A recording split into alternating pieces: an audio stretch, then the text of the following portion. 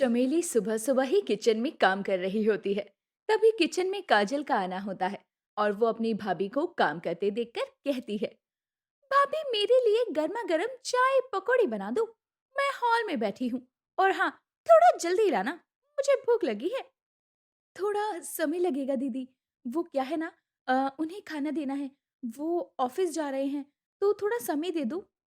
माँ, देख रही हो ना आप अपनी बहू को?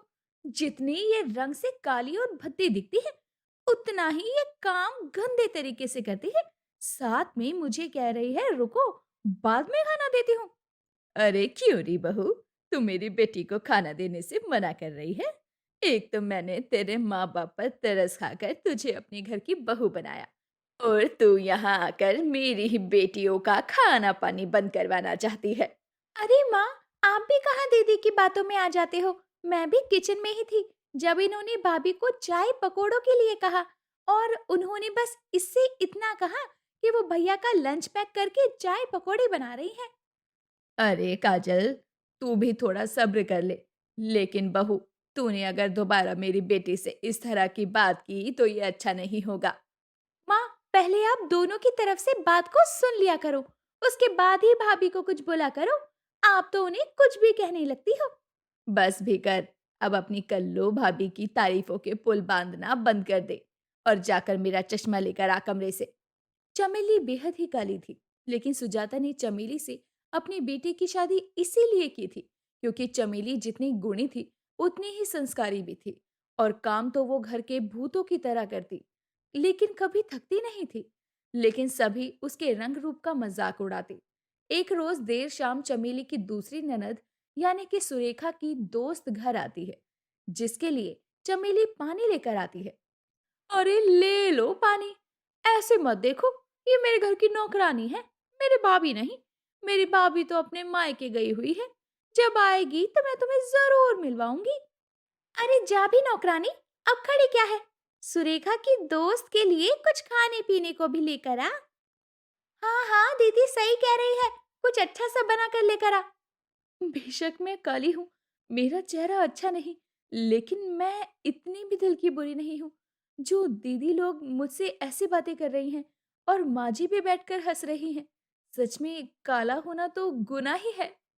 चमेली की आंखें भर आती हैं और वो किचन में जाकर सुरेखा के दोस्तों के लिए चाय नाश्ता बनाने लगती है।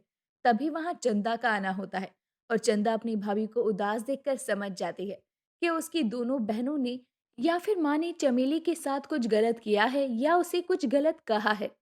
भाभी, आज हम शाम में बाजार चलेंगे, आपको वहां से मैं अच्छी सी चूड़ियां दिलवाऊंगी। नहीं नहीं चंदा, मुझे कहीं नहीं जाना, घर में बहुत काम होता है। अगर मैंने वो नहीं किया तो माँ जी मुझे बिना बात के सुनाएंगी। आप तो जानती हो ना माँ जी को।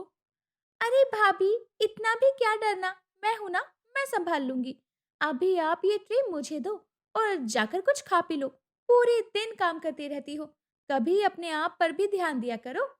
इतना बोलने के बाद चाय नाश्ते का ट्रे चंदा लेकर हॉल में आती है और चमेली खाना खाने के लिए अपने कमरे में जाती है। अब चंदा को देखकर सुरेखा की दोस्त कहती है, क्या ये भी तेरी नौकरानी है?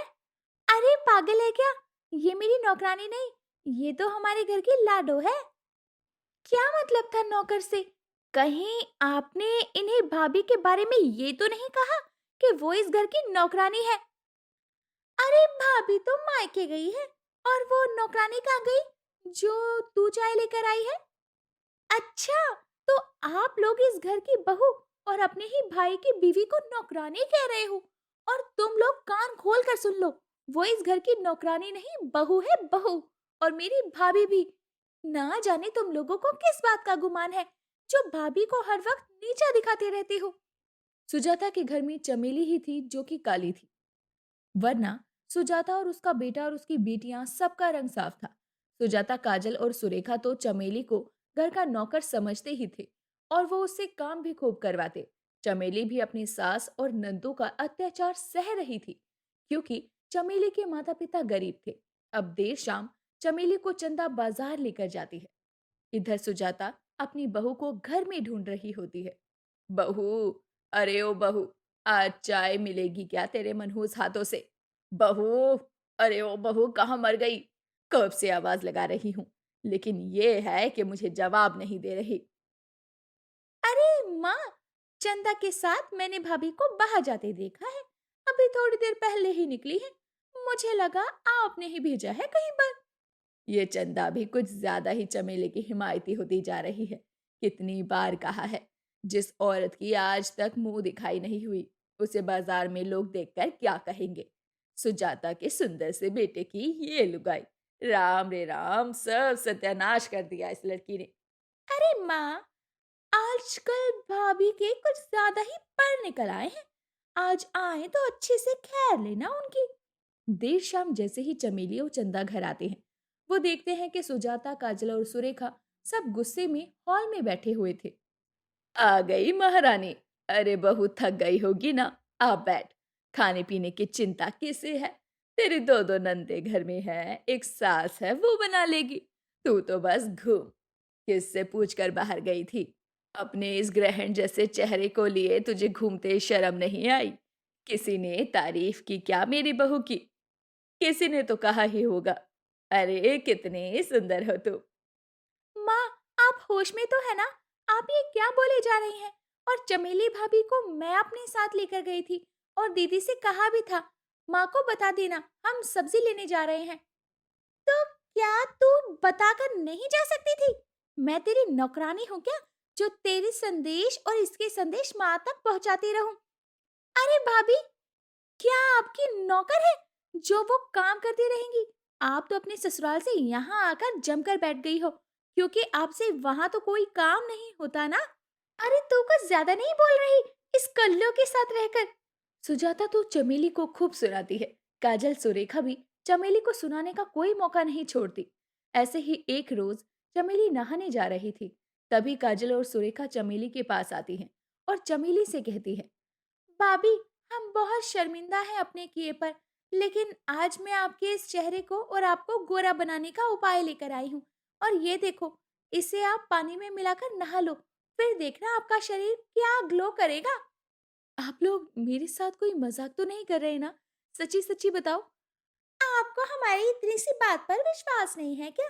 छोड़ो दीदी, मैंने कहा था ना, भाभी हमारी बात नहीं मानेगी।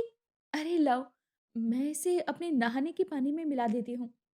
अब चमेली अपने नहाने के पानी में सुरेखा और काजल का दिया हुआ हार्पिक मिला लेती है और जब वो नहा कर निकलती है तो उसके बदन में जलन महसूस होती है, जिसके बाद उसका पूरा शरीर लाल हो जाता है और पूरे शरीर पर लाल लाल दाने निकल आते हैं। ये देखकर काजल और सुरेखा डर कर ये बात सबको बताते हैं कि उन्होंने चमेली के साथ में क्या किया। क्या आप दोनों ने भाभी के नहाने के पानी में हार्पिक मिलाया? इन्हें अभी हॉस्पिटल लेकर जाओ भैया। हो सके तो इस घर में आप इन्हें लेकर मत आना। माँ अपनी इन दो सुंदर बेटियों के साथ ही अपनी जिंदगी गुजार लेगी। नहीं राजीव, तू मुझे छोड़कर कहीं नहीं जाएगा। मैं बहू का ख्याल रखूंगी और इन्हें यहाँ से विदा करूंगी। ये इन्होंने सही नहीं किया, लेकिन तू तो मुझे छोड़कर कहीं मत जा। सुजाता बहुत रोती और गिड़गिड़ाती है। तब जाकर कहीं राजीव अपनी माँ के साथ रहने को तैयार होता है और वो अपनी पत्नी को हॉस्पिटल भी लेकर जाता है। हालांकि अपने किए पर तो काजल और सुरेखा भी पछता रहे थे।